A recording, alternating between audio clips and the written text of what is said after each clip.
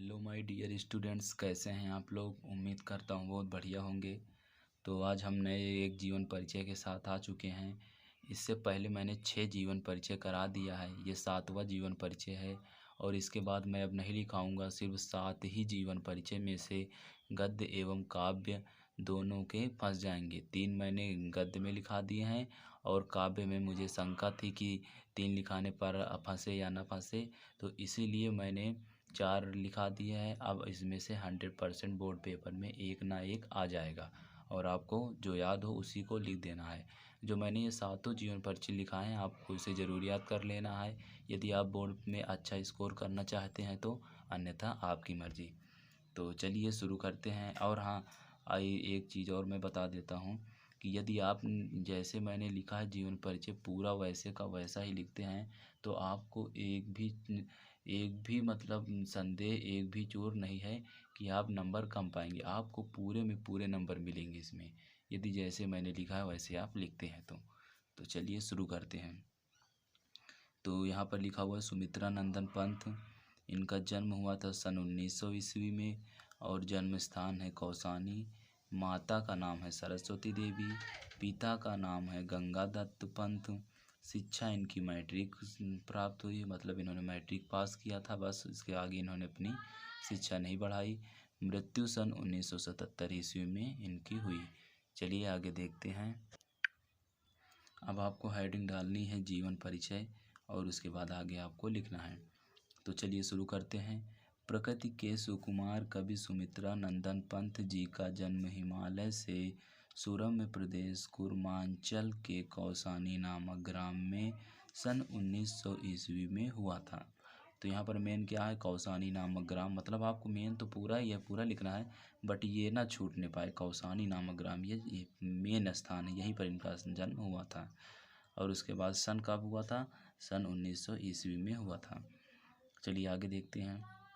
इनके जन्म के 6 घंटे बाद ही इनकी माता का देहांत हो गया। क्या हुआ, जब इनका जन्म हुआ तो 6 घंटे बाद ही इनकी माता का देहांत हो गया, जिसके कारण इनकी दादी और पिता ने इनका पालन पोषण किया। क्या किया, पालन पोषण किया या लालन पालन किया, आप कुछ भी लिख सकते हैं यहाँ पर। क्या कुछ भी मतलब, आप कुछ भी मतलब कि आप यहाँ पर इनका लालन पालन किया या पालन पोषण, ऐसा आप लिख सकते हैं। तो चलिए आगे देखते हैं। इनके पिता का नाम श्री गंगादत्त पंत था। क्या था, इनके पिता का नाम श्री गंगादत्त पंत तथा माता का नाम श्रीमती सरस्वती देवी था। इनके बचपन का नाम गोसाई दत्त था। ये यहाँ पर ये लिखा हुआ है, ये उच्च कक्षा में पढ़ने के लिए अल्मोड़ा चले गए।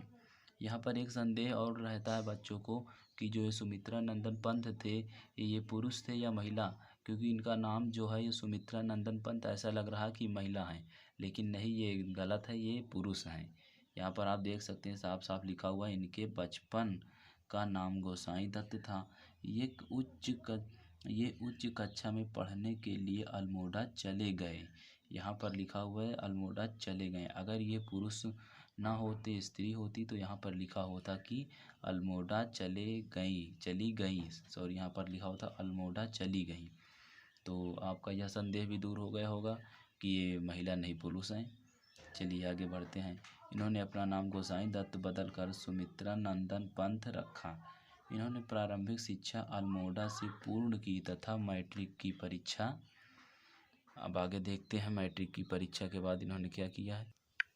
तो मैट्रिक की परीक्षा उत्तीर्ण करके उच्च शिक्षा हेतु प्रयाग के मेयोर सेंट्रल कॉलेज में प्रवेश लिया, लेकिन गांधी जी के असहयोग आंदोलन से प्रभावित होकर इन्होंने अपना कॉलेज छोड़ दिया। कविता में इनकी रुचि बाल्यकाल से ही थी। ये प्रगतिशील विचारों की पत्रिका क्या रूपाभा का कुशल, आगे देखते हैं। तो आगे ये लिखा हुआ, ये प्रगतिशील विचारों की पत्रिका रूपाभा का कुशल संपादन किया। ये अपना संपूर्ण जीवन माँ भारती के चरणों में समर्पित कर दिए। इन्हें कला और बूढ़ा चांद पर साहित्य अकादमी, उसके बाद कामा लगा हुआ है, मतलब ये कामा लगा हुआ है, लोकायतन पर सोवियत भूमि पुरस्कार प्रदान किया गया। मतलब यहाँ पर कला और बूढ़ा चांद पर इन्हें साहित्य अकादमी पुरस्कार दिया गया और लोकायतन पर सोवियत भूमि पुरस्कार दिया गया तथा चिदम्बरा पर ज्ञानपीठ पुरस्कार प्रदान किया गया। तो चिदम्बरा पर कौन सा पुरस्कार प्राप्त किया गया? इन्हें ज्ञानपीठ पुरस्कार प्रदान किया गया।